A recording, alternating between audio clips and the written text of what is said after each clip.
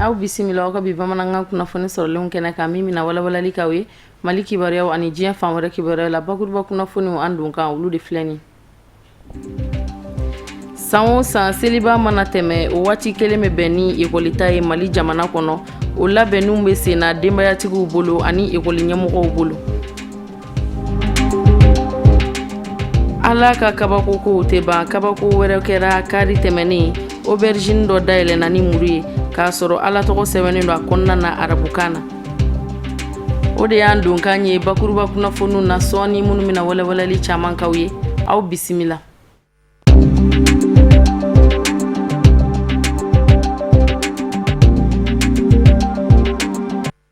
an balima bamanankan mɛnnaw Mali kɔnɔ ani Mali kɔ kan an ka foli ani waleɲuman dɔn o bɛ ka taa aw kelen-kelenna bɛɛ lajɛlen ma fo yan fo aw sigiyɔrɔw la san o san seliba o mana kun cɛ ka ban ekolita waati o de bɛna i cogo Mali jamana kɔnɔ o min bɛ kɛ sababu ɲuman ye denbayatigiw ma seliba musakaw bɔlen kɔfɛ u ka hami ani jɔyɔrɔ ta ka sanga ni ekolita depansiw ye kɛrɛnkɛrɛnnenya la denmisɛnnin ekolidenw olu ka musakaw bɔli ye Amadu Kamara ani Mohamed Sidibe olu ye wulikajɔ kɛ a ko ɲɛɲinini kama an ka ɲɛjɔ ka sɔrɔlenw na seliba ale ni kalan wuli o bɛɛ lajɛlen ye koba ye an ka jamana kɔnɔ nka u gɛrɛlen ɲɔgɔn na o fana y'a ta dama gɛlɛya ye ka ɲɛsin dutigiw ma bari sabu k'a da kan lahiya saga o ye wajibi ye dutigi bɛɛ lajɛlen ma n'a se b'i ye wa ekɔliden minɛnsan fana o fana y'a ta damana wajibi ye ka sababu kɛ denmisɛnw u tɛ se ka kalan ni kalankɛminɛnw tɛ I ka ɲininkali diyara n ye nin koba fila in faralen ɲɔgɔn kan an bɛ se k'a fɔ hɛrɛ don parce que ni ala ye seli jira I la si ni kɛnɛya la I bɛ ala fo ka barika da o tɛmɛnen kɔfɛ ekɔlita fana nana ka na fara a kan n bɛ se ka mun fɔ ye ka fara o kuma in kan gɛlɛya min b'an fɛ yan ɲina a taara ka fɔ da n'i ye dutigiw yɛrɛ ɲininka kɛmɛ sarada la min b'a fɔ a ye ko ɲinan ka nɔgɔn a tɛ tɛmɛ fila kan o hukumu kɔnɔna na sa an kɔni b'a fɔ ala ni ka tiɲɛ yɛrɛ la an ye seli kɛ alhamdulillah an y'a kɛ an kɛnɛya la mɛ a kɛra gɛlɛya kɔnɔ ekɔlita fana mun fana nalen filɛ fara kan o ye dɔ fara gɛlɛya kan ka taa fɛ donc a y'a fɔ cogo min na an bɔra seli la sisan kalanta waati sera tuguni seli kɛra gɛlɛya kɔnɔna na maliyɛn bɛɛ lajɛlen fɛ mɛ gɛlɛya in ala de y'a latigɛ ekɔlita in fana bɛna kɛ gɛlɛya kan mɛ gɛlɛya nin bɛɛ fara ala de la mais k'a yira mɔgɔw la k'a fɔ gɛlɛya n'a na waati don ni min waati min sera o bɛ kɛ donc mɔgɔ kana fɔ gɛlɛya b'an kun na k'a fɔ min k'an baga baaraw kɛ ekɔlita natɔ min kɛ ekɔliden parents k'a yira denmisɛnninw na k'a fɔ nin de se b'an ye ka nin k'a ye u ka taa kilasi kɔnɔ donc min se t'an ye u kan'o kɛ n'o kɛra denmisɛnninw b'a faamu somɔgɔw yɛrɛ bɛ lafiya san o san an b'a ye k'a fɔ seliba ale ni kalan wuli u bɛ ka don ɲɔgɔn na kosɛbɛ u bɛ ka kɛ gɛlɛyaba ye ka ɲɛsin dutigiw ma sabula nin bɛɛ n'a ta musaka don wa maa caman yɛrɛ y'a yira k'a fɔ ko gɛlɛya min yɛrɛ bɛ jamana kɔnɔ k'o kɛra sababu ye ka ɲina ekɔli wuli a kɛ gɛlɛyaba ye ka ɲɛsin dutigiw ma ayiwa ne bɛ min fɔ a ko kɔni ma nɔgɔ mɛnɛ an bɛ min fɔ feerelikɛlaw ye u ka nɔgɔya de don feerefɛnw na dɔɔni seli tɛmɛna o ye sanniko ye ekɔlita nana sanniko don a bɛɛ ye waribɔko ye donc an bɛ min fɔ feerelikɛlaw ye olu de ka nɔgɔya don a ko la dɔɔni wali sanni kow bɛ se ka nɔgɔya parents d'élèves ma cogo min na a ma nɔgɔ kɔni jateminɛ de ye kow ye gɛlɛya in bɛ tali kɛ bɛɛ de kan sisan a ma nɔgɔ maa si ma wariko a ma nɔgɔ dɛ tiɲɛ yɛrɛ la a donna ɲɔgɔn na a ko nɔgɔyalen tɛ dɛ an kɔni bɛ min fɔ tɔ ti mɔgɔ si la wariko in ma nɔgɔ feerekɛlaw k'a lajɛ u ka fɛnw nɔgɔya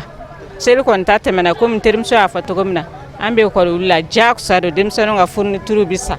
an bɛ min ɲini u fɛ u k'a lajɛ ka nɔgɔya don ko la dɔɔni pour que denmisɛnninw bɛ se ka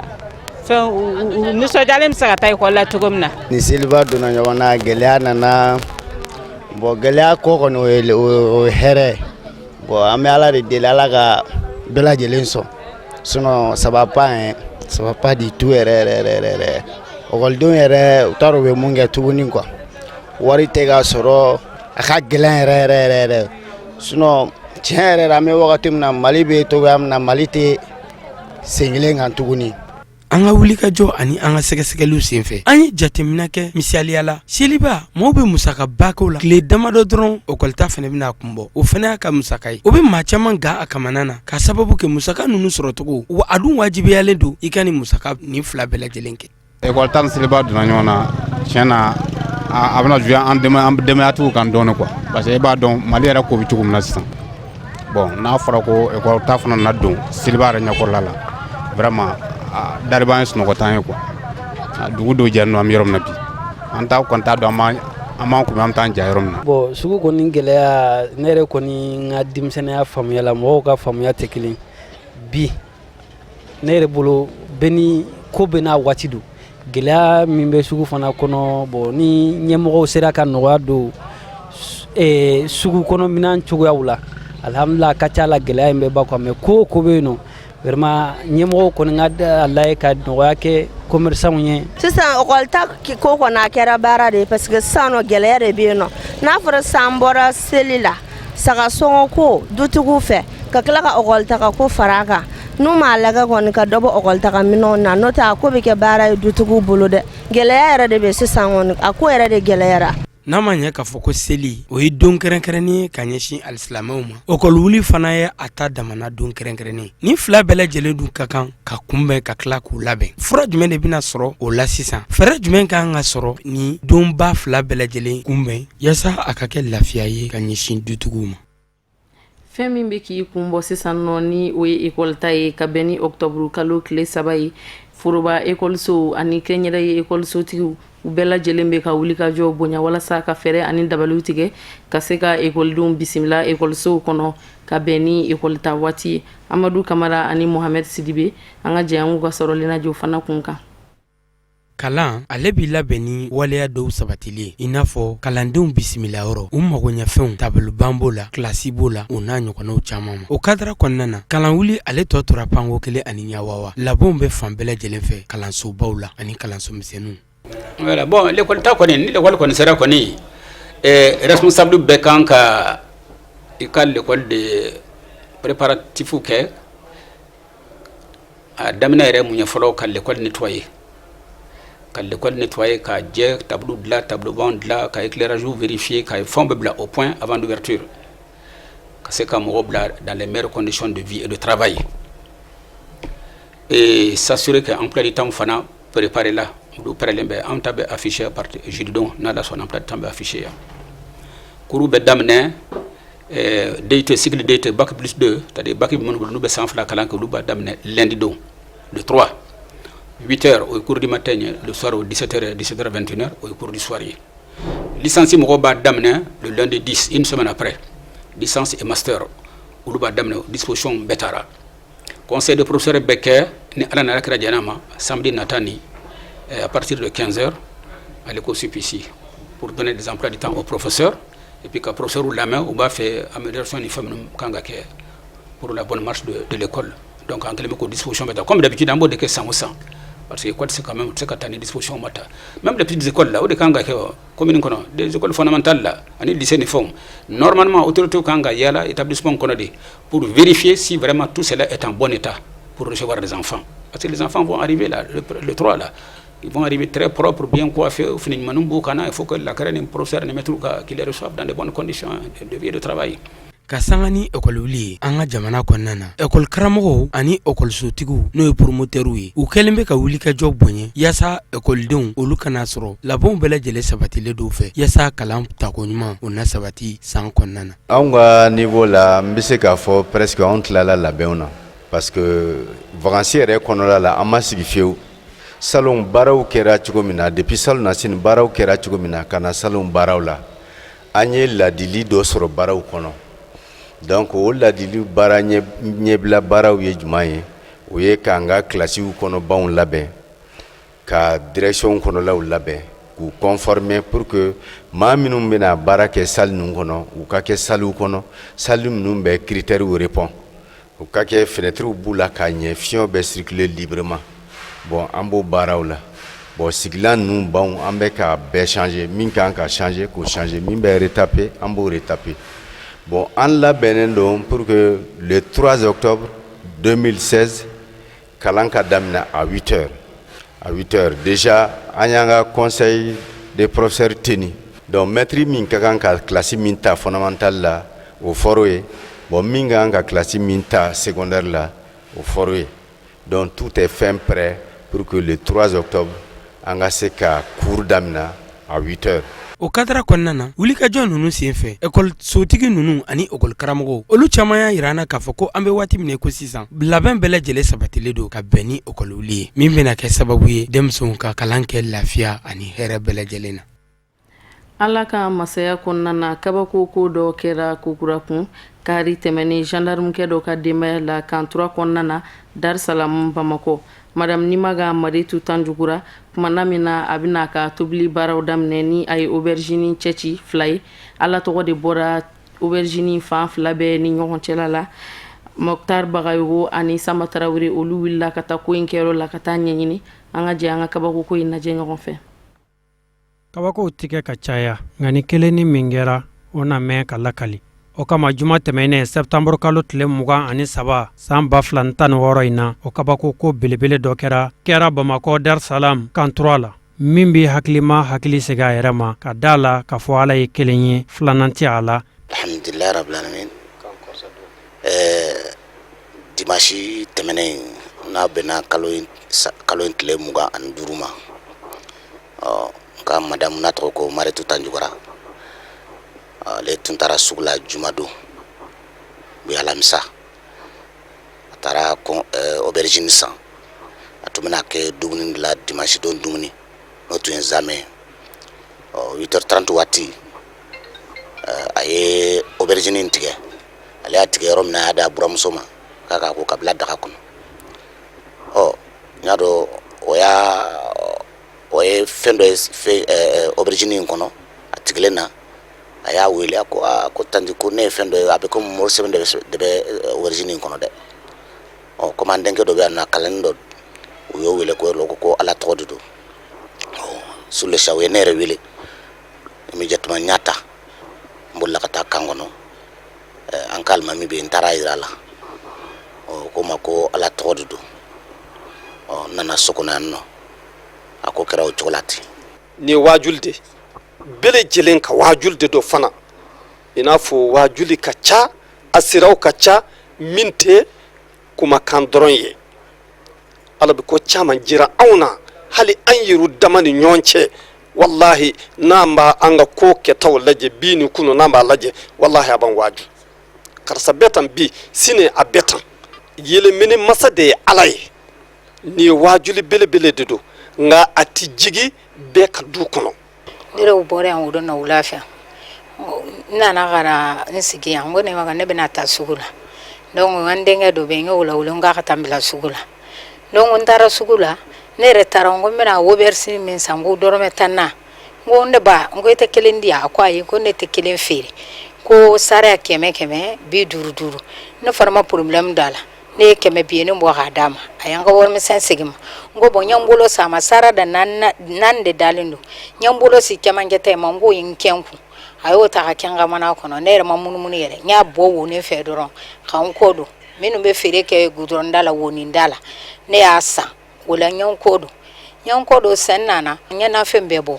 kelen de tora mana kɔnɔ ne yɛrɛ ta halama bɔ dugu jɛlen ne ko an ka baarakɛla ma n k'a kana kile minɛ n kɔrɔmusow bolo ka na minɛn nabɔ k'a di yan ne k'a ma gɛrɛ n bɔnɛmuso ninnu na donc ne yɛrɛ n sigi komi n tɛ fɛn na baara ka di n de ye ne ye n ma gɛrɛ f'olu yɛrɛ dimina n kɔrɔ ne nana ten ne ye fɛn tɔ wɔrɔ bon n bolo laban o kɛra fɛn de ye supɔmu donc o y'a sɔrɔ n ye aubergine tigɛ dɔrɔn k'a bila ji la donc ne ye n kɔ dɔn ko ne bɛ ka n tɛgɛ ko olu fana nana ka na i bɛ ka kule n ko mun de bɛ yen e ko tanti ye aubergine min tigɛ sa kabila Ala tɔgɔ de b'a la dɛ n ko a kana y'o fɔ dɛ ne yɛrɛ kulela bon denmuso dɔ bɛ yen o bolila ka na fɔ a fa ɲɛna fa yɛrɛ bɔra hali sanbara ta sen na a nan'i jɔ yɔrɔnin na a fɔ ne ko a ye na n'a ye a dara tɛgɛ kɔnɔ an ka alimami sigilen filɛ a bolila ka taa yira o la ye. Tiɲɛna nin ko bɔɲɔgɔnko bɛ maa bɔ i danaya bolo kan nka Ala danaya kɛn bɛ ka maa min dusukun nasɔrɔ i k'a dɔn a ti bali o tigilamaa la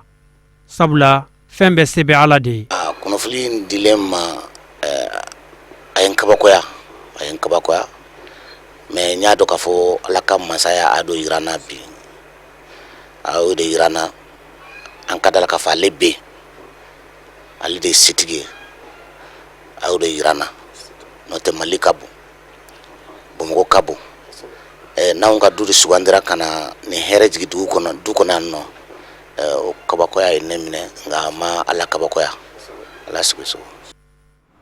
o de b'an sɛnsɛn ka diɲɛ fan wɛrɛ kibaruyaw lasɔrɔ Usmane Sogore a bɛ bi walawalali k'an ye an ka ɲɛjɔ bi sɔrɔlenw na.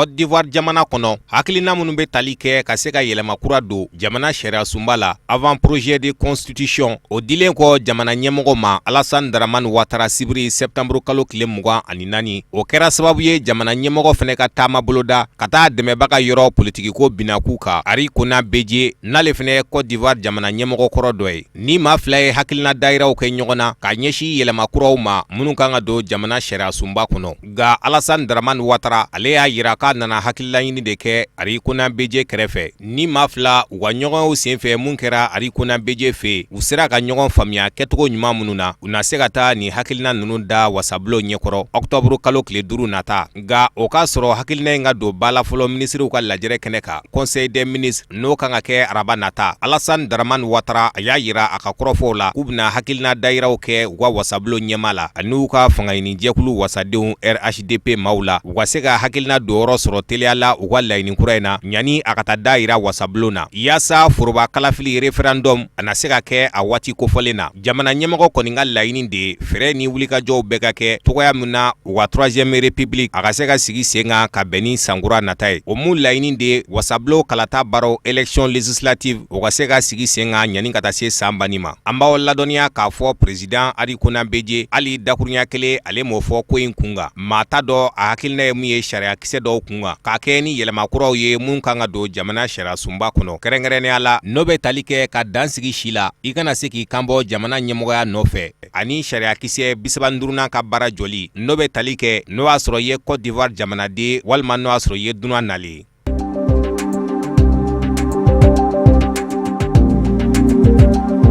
Libi jamana minisiri ɲɛma Fayez Al-Sarraj a jɔra Faransi faba kɔnɔ Paris a segintɔla ka bɔ New York o mun senfɛ a kun taara diɲɛ seleke 4 tɔnba Nations Unies o ka lajɛrɛba kɛnɛ k'a sommet ni minisiri ɲɛma in ani Faransi jamana ɲɛmɔgɔ François Hollande u bɛna ɲɔgɔn tarata wuladaw fɛ septembre kalo tile 27 u ka ɲɔgɔnyew senfɛ da kan ka maga kɔrɔfɔ minnu na Faransi ka dɛmɛ ka ɲɛsin Libi jamana ma ani gɛlɛya minnu donnen don bɛnkan sɛbɛn accord politique o waleyali la minisiri ɲɛma ka taama senfɛ New York kɔnɔ diɲɛ seleke 4 tɔnba ka lajɛrɛ kɛnɛ kan a kun ye hakilina kura dayira dɔw kɛ mun b'a to bɛn bɛ se ka don ni ɲɔgɔn cɛ politiki ko binaku kan o kɔrɔfɔ minnu n'a y'o kɛ ani kunnafonidilaw ni ɲɔgɔn cɛ dimanche tɛmɛnen a ko kɔrɔfɔw senfɛ a y'a yira k'ale bɛ ka makɔnɔli kɛ ka bɔ diɲɛ seleke 4 tɔnba yɔrɔ la communauté internationale a ka se ka wulikajɔw kɛ teliya la walasa Libi ka finitigilakaw ka se ka don da kelen fɛ ani maa wɛrɛ minnu bɛ ka lakana baaraw kɛ jamana kɔnɔ i n'a fɔ kɔrɔfɔw tɛmɛna togoya minnu na ani farafinna jamana ɲɛmɔgɔw ni ɲɔgɔn cɛ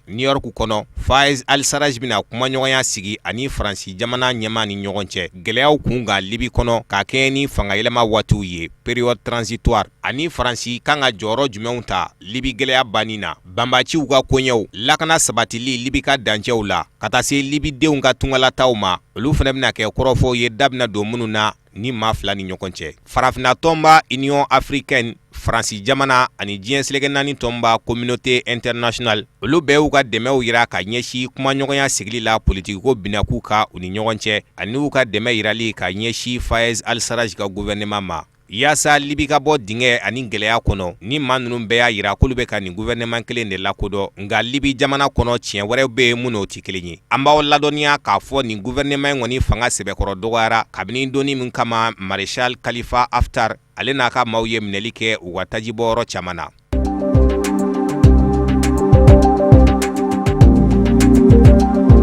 wasabulon kalata baaraw élection législative Maroc jamana kɔnɔ ale bɛna dayɛlɛ gɛlɛyaw ka fanga ni jɛkulu fila ani ɲɔgɔn cɛ a fɔlɔ o ye PJD n'ale bɛ fanga la kabini san 2011 n'olu ye silamɛya faamucogo gɛlɛmaw ye a filanan o ye PAM ye n'olu ka laɲini ye silamɛya la k'a ɲɛdakɔrɔ d'a ma ani a yɛlɛmali ye waati nɔfɛ a bɛ se maa 10,000 bɔɲɔgɔnko ma minnu farala ɲɔgɔn kan karido septembre kalo tile 25 Maroc faba kɔnɔna na araba fanga ni jɛkulu PJD a ka lajɛrɛba ba fɔlɔ sen fɛ premier meeting o kɛra kɛnɛ ye mun ye sira di yɛrɛ mankutu baaraw la campagne k'a kɛ ni wasabulo kalata baaraw ye mun bɛna segi sen kan octobre kalo tile 7 an b'aw ladɔnniya k'a fɔ fangayini jɛkulu PJD ɲɛma Abdelila Benkiran n'ale fɛnɛ de ye ministre ɲɛma ye a y'a ka tɔndenw hakili sigi u ka lajɛrɛ kɛnɛ kan ni kumakanw ye ko ni Ala sɔnna ma u bɛ se sɔrɔ.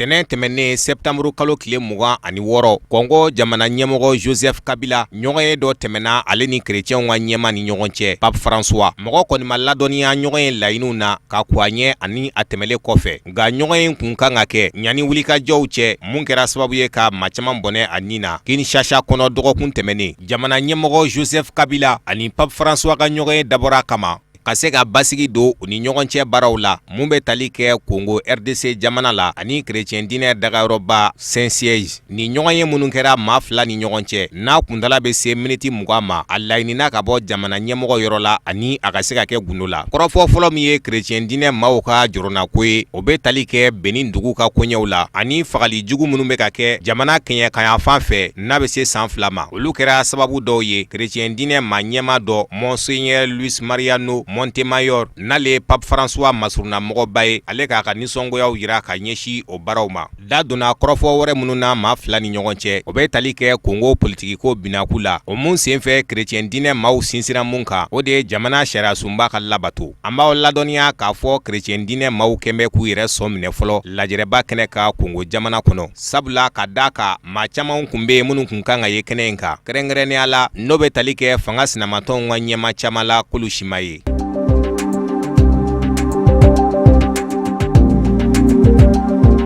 Dɔgɔkun 6 ɲani ka taa se jamana ɲɛmɔgɔ ɲini kalata baaraw ma Amerikikaw fɛ mun bɛna kɛ novembre kalo tile 8 o kɛra sababu ye baro fɔlɔ ka sigi tɛnɛ septembre kalo tile 26 fangayinina fila ni ɲɔgɔn cɛ n'o ye Donald Trump ani Hillary Clinton ye ni baro in sigira miniti 90 ɲɔgɔnna kɔnɔ maa fila ni ɲɔgɔn cɛ u ka sanfɛ kalanso dɔ kɔnɔ mun bɛ wele ko University of Stra New York kɛrɛfɛ u ka baro sigira minnu ka o dɔ bɛ tali kɛ kɛrɛnkɛrɛnnenya la sɔrɔko économie ani Amérique jamana kɔkan politique n'o ye politique étrangère ye ka taa se siya woloma baaraw ma États-Unis jamana kɔnɔ ni baro in kunfɔlɔw sigira minnu ka o de ye ɲɔgɔn kɔrɔmatigɛliw ye fan fila ni ɲɔgɔn cɛ o kɛra sababu ye Hillary Clinton k'a yira k'ale labɛnnen don baro in fɛ wa labɛnnen don ka kɛ jamana ɲɛmɔgɔ ye. An b'aw ladɔnniya k'a fɔ démocratiw ka maabɔ jamana ɲɛmɔgɔ ɲini kalata baaraw senfɛ Hillary Clinton a sera ka tɔɲɔgɔnkɛ ka kɔrɔfɔ camanw jaabi k'a kɛ ni a bolo mɛn ni baara la ani ko caman dɔnni a fɛ jamana yɛrɛ kun kan.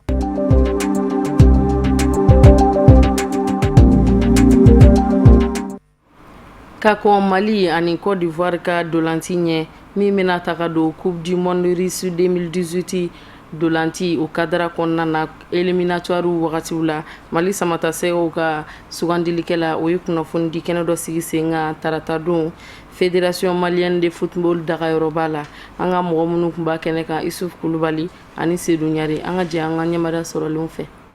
Mali denmisɛnninkanw kelen kɔ ni ka sebaya sɔrɔ ni ka taa CAN Gabon san 2017 kɛnɛ kan o filɛ ni ka labɛn kura sabati min kɛ sababu ye o ka se ka taa Coupe du Monde Russie san 2018 kɛnɛ kan o min bolodalen don sibiri don kalo kura tile 8 san 2016 Buaké Sinandoulaci kɛnɛ kan o ko min ma ko Stade de la Paix walasa ni ka labɛn labanw sabati ɲɛnatɔmɔbaga Alain Giresse a y'a ka danaya ta maa 23 kan minnu bɛna kɛ sababu ye ni ka Mali kun wɔrɔta kɛnɛ kan min ye Mali degede karamɔgɔ ye o y'a yira k'a fɔ tiɲɛ don dolanci ka gɛlɛ k'o de y'a to a ka dolancila minnu bɛ yen k'a fɔ o ye Mali Benin Sinandolanci kɛ septembre kalo tile 4 tɛmɛnen a y'o maa caman wele o de kama min ye Faransi Sinandolancilakɔrɔ ye a ye wele bila a ka dolancilakɔrɔw ma cogoya min na o k'u ka dɛmɛ don Mali denmisɛnninkaw ma o ka se ka se sɔrɔ dolanci kɛnɛ kan o maa welelenw la Mula Wage n'ale bɛ dolanci Reims la o b'a la kana se Mamadou Diaye ma n'ale bɛ dolanci Royal Antwerp FC kɔnɔ Samba So ka bɔ Kaiser Sport Bakary Sako ka bɔ Crystal Palace la Angleterre wale kelen Mustafa Yata Bari n'a bɛ dolanci Cardemir Karabo Sport kɔnɔna na dolanci in senfɛ Mali degede karamɔgɔ y'a yira k'a fɔ k'o dalen b'a la k'a fɔ an ka denmisɛnninkaw bɛ sɔn ka sebaya sɔrɔ. Bon, an bɛna taga an y'a fɔ cogo min na ballon tan don Coupe du Monde don Coupe d'Afrique Ala y'an garisigɛw la an qualifiera an bɛ ala fo ka barika da k'a ɲini a fɛ fana mun bɛna daminɛ sisan a ye dɔ in tɛmɛ cogo min na ko o nɔgɔya an ye ten o cogo la donc an bɛ taga an m'an se n'an damayira kɛ an bɛ se fɛn fɛn la pour que a daminɛ cogo ka ɲɛ an bolo parce que ballontan ni groupe do tournoi do a daminɛ de est important ye donc ni démarrer la ka ɲɛ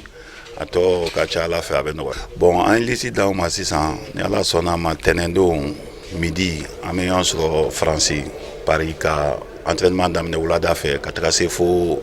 alamisa ma alamisa an bɛ bɔ yen ka taga Abidjan ka si o dugusajɛ ka sɔrɔ ka taga Bouaké donc ka taga terrain reconnaissance kɛ ensuite samedi 18h an bɛ sɔrɔ ka jouer contre Côte d'Ivoire. Bon, o ye n y'o de f'i ye ballontan don o don ko kura b'a la don o don san kura b'a la kalo kura b'a la fɛn o ye tiɲɛ ye depuis an ka temps kuma o ye seba sɔrɔ an kan ka fɛn bɔ an y'o ko bɛɛ analyser ka fɛn ka na bɔ bi ballontan yɛlɛmana ko caman yɛlɛmana la donc an ka confrontation an ka fɛn laban ninnu na fana kɔsa in na a kɛra ballontan o ye maliyɛnw bɛɛ content na mais bon o tɛ anw content parce que gagner de b'anw content